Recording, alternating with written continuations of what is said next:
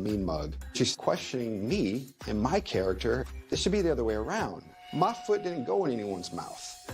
The impression I got was that maybe you... Hey guys, and welcome to Little Black Bert 91. We're talking to you guys about Ready to Love, but we're going to break it down in a particular way. I mean, I've been talking to you guys for the last few months and weeks about this nice guy versus good guy act. And we spoke about Trinika also earlier on in the episodes of Ready to Love. I'm going to break it down once more again. Nice guy versus good guy, and what that really means for you as ladies, but also for us as gentlemen as well. What does that mean for us? What category do we fall in? We're going to use Mr. Sampson, which is termed by Seaway, you know, one of my panelists on the show, who calls him Mr. Sampson. We're going to break it down and use their scene. Now, Sampson on this particular episode showed his tail, absolute tail, because the nice nasty came right out. The real reality of how you really felt came out. The truth of the matter is, people will outwardly show you they're conforming, but inwardly would disagree with you. And when you have people like that, eventually it comes out. That is what the nice guy is. And I wish I knew what the term was. Is actually a form of conformity, which is outwardly conforming, but inwardly disagreeing. And what happens is, eventually that inward disagreement becomes a betrayal, because that person will eventually tell you how they actually feel. But it comes out all in one whole go, as we call a pile-up.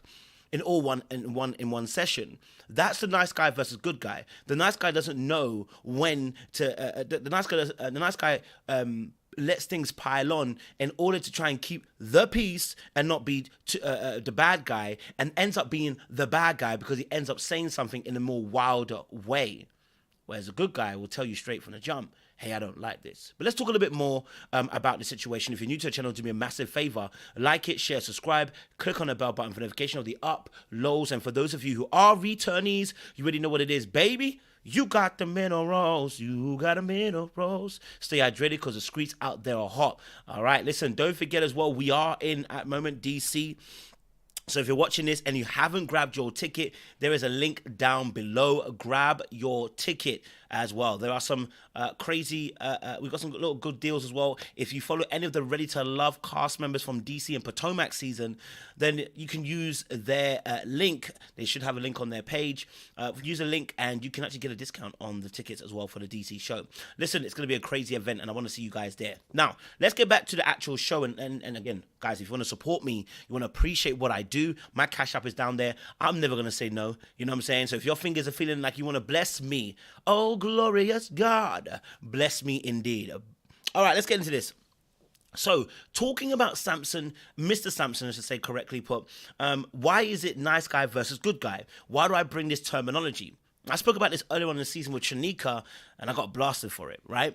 But the whole point was I was trying to explain to people that there are a lot of people who are nice, but not good. See, the difference between nice and good, let me explain this once more again, is that the nice person is trying to preserve the nice guy image. They're passive, they allow things to keep coming their way, and they don't agree with it. So outward conformity, but inwardly disagreeing. And what tends to happen when people outwardly conform but inwardly disagree is they can move with the wolf pack, but then eventually they betray the wolf pack because the reality is they don't agree with the wolf pack. And what the wolf pack represents is the reality of truth being presented at that given time. In the instance of Mr. Sampson and dealing with Charisse, I am not giving Charisse a pass. We've seen her throughout the whole of the season, but you made a choice. Once you decided to make a choice, and I don't know why I keep looking at my bottle, I need to look at the camera there. When you decided to make a choice, you decided you were going to choose Charisse. At that given moment, what he did is what I don't like. What is what men do when they're being a nice guy. Oh, I saved you. You didn't save Jack and you didn't save anybody, all right? And we can talk about that in another video, that white knight syndrome effect. And I will talk about that in another video where I can break that down for you. But he almost tries to make himself the savior. I was nice to you when everyone else wasn't nice to you. Oh, I dated you when no one else wanted to date you.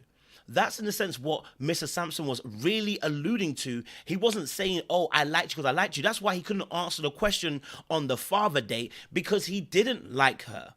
What he was doing was trying to feed his ego, but do it on a passive-aggressive format. One of the things that nice guys do, what they don't realize, is that a lot of times when they're making these decisions about trying to preserve their nice guy image, it really is about their own ego. And so what happens is you end up becoming very manipulative, right? And no one likes to label it as that, but I said the same thing about Trinika. You being nice, nasty, it's not, oh, I got two sides to me. No. You are manipulative, because what you're doing is you're not allowing us to get to know the real you and how you really feel. So then when you flip, we're confused. Why are you flipping? Why are you turning on us? What's happened? Why all of a sudden we're getting this different energy? And it's because you are outwardly conforming, inwardly disagreeing. Okay? So you now can't be trusted with the team, because how can we trust somebody who can show us one way but do another? Do you see what I'm saying? So now we saw with Mr. Sampson and Sharice here. I'll play another clip as well for you guys, so you guys can see. I feel like I dodged a bullet. Why are you staying? Because I'm going to get up when I get ready. Well, good luck with that.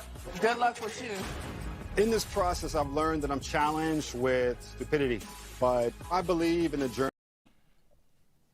In this challenge, I realize I'm challenged with what? Stupidity. That nice guy mask has slipped just like it did with Trinika. The moment things didn't go the way he wanted, he flipped. Now, this is not the same as somebody saying, I'm frustrated, I'm annoyed, I'm hurt. No, but it's what you say in those moments. See, people can get frustrated, people get hurt, people get angry, and we can lash out, right? It does happen. But the way you lash out tells us about your maturity emotionally, and it tells us about who you really are.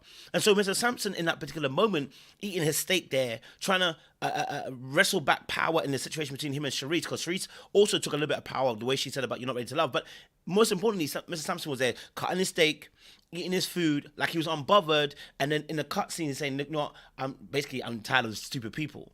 Well, who's the stupid people? Who are the stupid people? Why are they all of a sudden stupid? Because you were dating them. You were befriending them, right?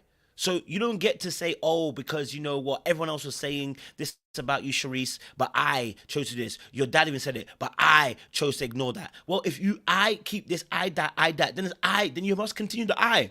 Don't bring we into it. If everything was I a minute ago, don't bring we into it. You know exactly what you were doing and what you were getting into when you said about Sharice. When you decided to ignore the information of all the boys, and then when she says, obviously, I've heard what the girls have said, and I've done it. Well, sir, just because you've ignored the boys, which you decided to do on your own merit, right? Because you wanted to do white knight syndrome.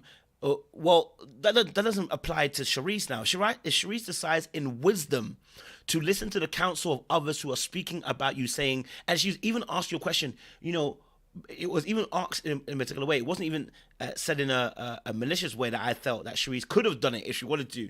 Or, you know, we know she can do that.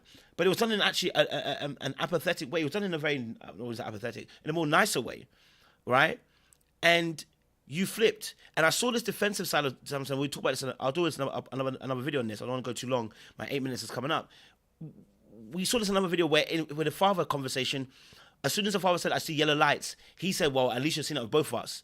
It's the defensiveness. And he did it in this aspect as well. As soon as a critique comes his way, he becomes instantly defensive.